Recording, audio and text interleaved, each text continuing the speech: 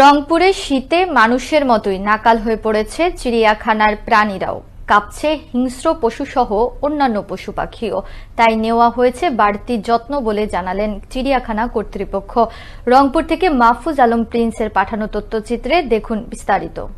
দেশের দ্বিতীয় বৃহত্তম ও উত্তরবঙ্গের সবচেয়ে বড় চিড়িয়াখানা রংপুর চিড়িয়াখানা। রয়েছে সুন্দরবনের রয়্যাল বেঙ্গল টাইগার, সিংহ, বানর, উটপাখি, হরিণ, জেব্রা, ঘোড়াসহ ময়না, টিয়া, বক ছাড়াও বিভিন্ন প্রজাতির পশু পাখি। শীতে মানুষের মতোই জবুথবু হয়ে বসে আছে খাঁচায় বন্দি এই প্রাণীগুলো। গায়ের লোম ফুলিয়ে দলবদ্ধ অবস্থায় ঘাপটি মেরে, আবার কেউ কেউ একা একা শীত থেকে বাঁচার জন্য নিজেকে গুটিয়ে রেখেছে ঠান্ডা থেকে বাঁচার জন্য। আর এই প্রাণীগুলোর শীত নিবারণের কাজ করে যাচ্ছে চিড়িয়াখানায় কর্মরত কর্মীরা।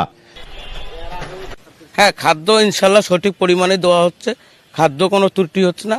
এখন একটু ওয়েদার ঠান্ডার কারণে হয়তো দেখা গেল এটা মানুষই বাঁচে না, আর তো প্রাণী, যাতে প্রাণীগুলো কোনো ধরনের এই ঠান্ডার মধ্যে কোনো ঠান্ডা অনুভূত না করে, এটা আমরা সবচেয়ে বেশি চিন্তাধারা করি, মাথায় রাখিয়ে কাজ করতেছি।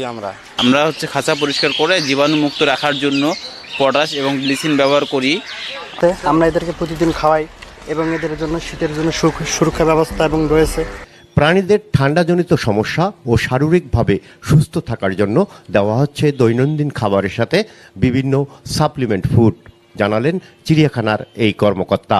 গত বছরের শুরুতে এনিমেলের সংখ্যা অনুযায়ী এটি এসে টেন্ডার হয় এবং সেই টেন্ডার অনুযায়ী আমরা এনিমেলের চাহিদা অনুযায়ী আমরা এখানে খাদ্য নিয়ে থাকি এবং তাদের যে পরিমাণ খাদ্য দরকার সেই পরিমাণেই খাদ্য এখানে সরবরাহ দেওয়া হচ্ছে।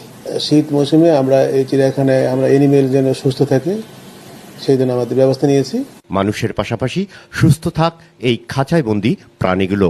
শীতের আনন্দের সাথে বাড়তি আনন্দ যোগ হোক দর্শনার্থীদের, আর এমনটাই প্রত্যাশা সকলের।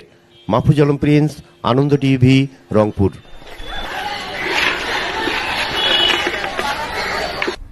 সংবাদের এ পর্যায়ে